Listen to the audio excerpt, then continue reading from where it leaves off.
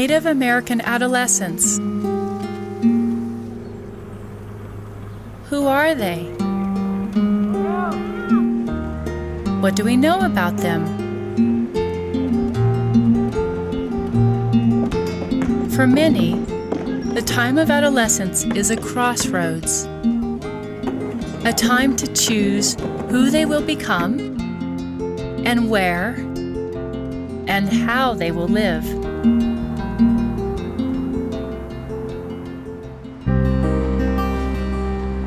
Underage alcohol use among Native American youth is at a higher critical rate than any other adolescent ethnic population in the United States. Many factors contribute to alcohol use. Unhealthy role models, isolated communities, easy access to alcohol, and limited prevention programs. The solutions are complex. The consequences of alcohol use among Native American youth affects communities, families, and the youth themselves. As adolescents arrive at their crossroads and need to choose whether to use alcohol or find more rewarding ways to move forward in life, who will show them the way?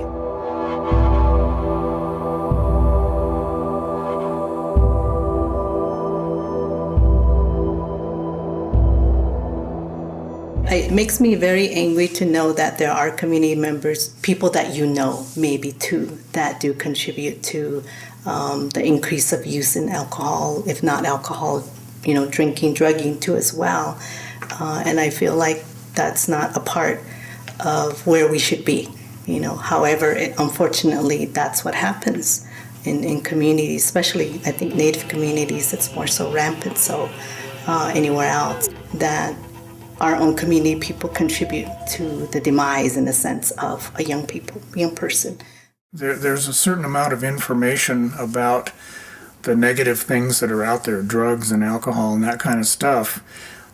But if you empower young people to be able to make positive choices and know what's the difference between what's going to be good for them and what's going to hurt them, that's what I think of as resilience. And I think they know how to manage themselves if they've been through a process where people have helped them develop those skills. Then once they've got them, they're on their way. This is about nurturing young people, not scolding them and not pointing out their shortcomings. We're here to build on all the positive things they have to offer.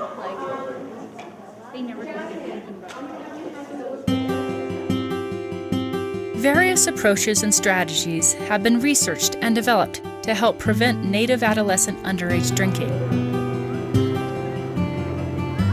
Some of the strategies are school-based and target the very young to prevent alcohol abuse before it starts. The program is called I Run to Be Self. The self meaning self-empowerment learning fundamentals. And I work with the ages 5th through 8th grade girls, which is 9 through 14-year-olds. And they come from the elementary school, middle school, and high school students that I work with. Working with the prevention program, I know they work a lot with youth, but I see that some of the younger ones aren't targeted as much in specific programs. We do like a session, maybe for an hour, just discussing different topics, and every week is different.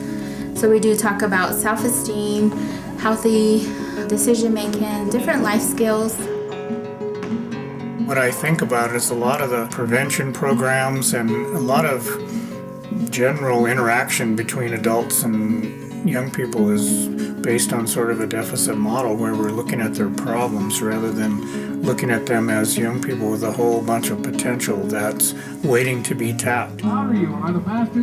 We have to view them as they're these amazing creatures that have all this potential, and we have to help them figure out how to channel that in a positive direction. And if we're not doing our job, we know what happens.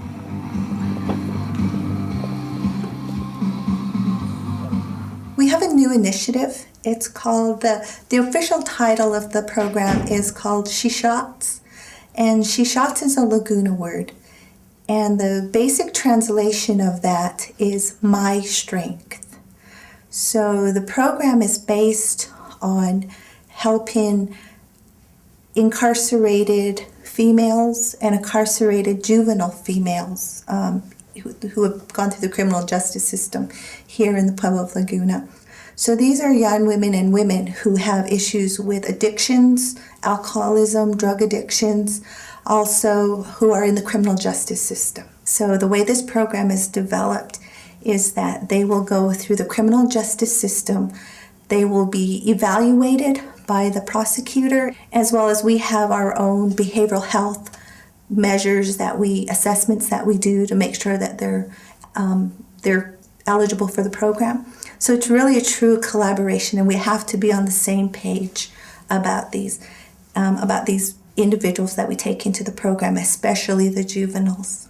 But that's what we're trying to do, I think, in a sense, is build a community of people who care about their kids and kids who care about each other, and just get back to that positive thing that I think used to keep our communities together. The National Indian Youth Leadership Project is a nonprofit based here in New Mexico for almost 30 years, and we've developed a model that is a combination of outdoor adventure, service, learning, and there's a cultural piece to it that sort of weaves it all together. And so it's a leadership model that's based on helping kids understand that they have an obligation to give back to their communities. And the outdoors is sort of a metaphor for a lot of the struggles that kids are having, a lot of the difficulties that they run into trying to figure out how to navigate through this sort of crazy culture that we live in here. It's been really helpful to get kids out and reconnect them with the natural world and help them understand their own traditional beliefs and customs and language and that sort of thing, and how that all fits together. They come here to learn about leadership, team building, problem solving skills, communication skills, and we encourage them to participate and do their own facilitation of these groups. Change can happen, but it just depends on who intervenes and how they intervene. And I think each young person in the community has somebody that they have as a positive person in their lives. And I think if at least one adult can change a young person's life, I think it's worth the benefits in the long run. In New Mexico, the rural and isolated nature of Native communities is a major factor contributing to underage alcohol use. Those communities have both limited law enforcement and limited prevention programs. Without law enforcement in the communities, alcohol is easy for underage youth to obtain. In isolated communities, intervention simply means detention or court adjudication. Juvenile offenders are often transported far from home, where they are exposed to policies imposed by the state and federal justice systems.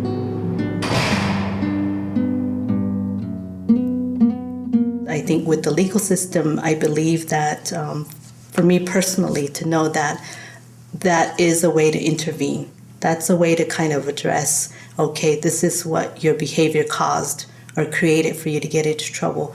Now these are the choices you have. You can continue to act on this negative behavior and create more negative consequences, more legal consequences, or you can choose to change your ways. The collaboration between behavioral health and the justice system is so important, because our youth, if they're committing crimes at 13 that might be related to alcohol offenses, I believe that there's stuff going on in the home or the community that's not supporting them, or they might be experiencing trauma.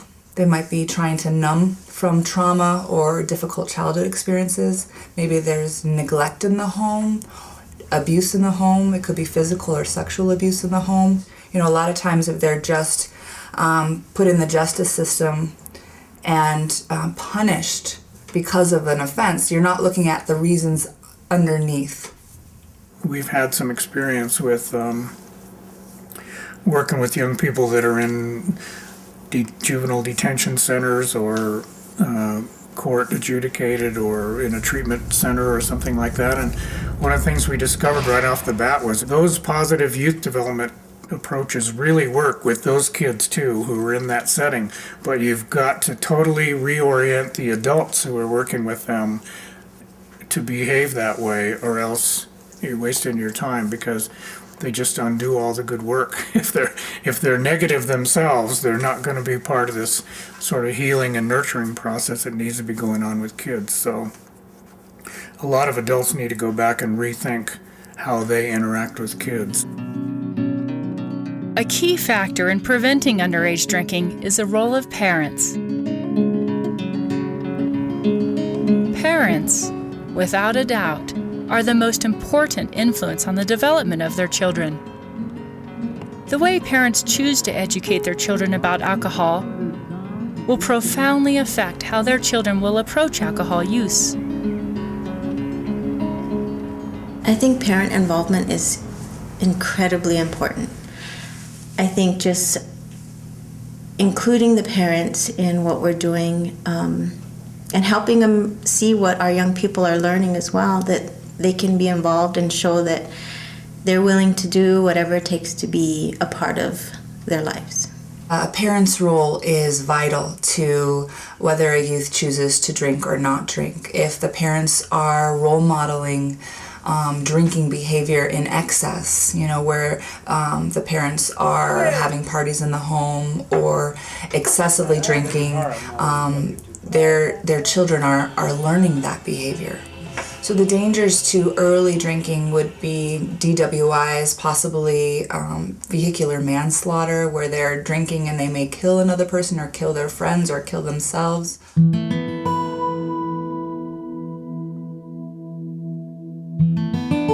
When making a decision about alcohol use, adolescents often look to their peers, whose influence can be negative or positive. Peers and mentors who encourage self-confidence and positive, healthy activities play a vital role in influencing how adolescents deal with alcohol use. I really enjoy being a mentor to children. If it's one specific child, I want them to succeed in life. I want them to learn life skills that they can be positive people in the social aspect. I want them to succeed in academics, in the community, and I want them to also be role models to other kids as well. Working with the youth is important to me because I want them to have a better life, and I know some youth grow up with families that have alcohol and substance abuse, and when they see their family members, their dad, mom, or brother, uncle, cousin using alcohol, and they see them all arguing all the time, and it just leads to bad stuff. Many Native communities are beginning to take control to combat alcohol abuse among their youth. They are redesigning prevention programs and basing them on their own concept of justice. A justice reflective of their own values and cultural traditions. The positive youth development approach, where you're helping develop the competencies and capabilities of young people, that's what really works. Kids need to be welcomed and made to feel like they're assets in the community, they're resources waiting to be tapped. And so what we've been doing is helping kids understand that they have a role to play in the community. They have an opportunity to do something important, to contribute something, help them learn the skills to take a critical look at their community and figure out, well, what could a group of us young people do to improve the quality of life in this community, and then help them figure out a way to do that. Alcohol is readily available to anyone, not just our youth. It isn't just our youth that are taking advantage of that availability. It is our parents, it is our aunt and uncle, it is our community, and that our young people are just following in the footsteps of those that are their role models. If we can present to them, I guess, a different way of treating alcohol, then they're going to treat it a different way as well. A collaboration between Native communities, families, healthcare professionals, and the juvenile justice systems holds the key to the solution to prevent underage drinking among Native American adolescents. My personal goal for our youth is to be happy, to find that this is me, this is who I am, and I have so much that I can do and accomplish, and I have this whole family, I have this whole community that is wanting the same for me. I think the best of both worlds is kind of where we need to go. We need to learn as much as we can about what science says about child development and how to raise kids, and then what is the best from our own traditional practices, and put that together. And our kids deserve that. I mean, they deserve the best we can give them.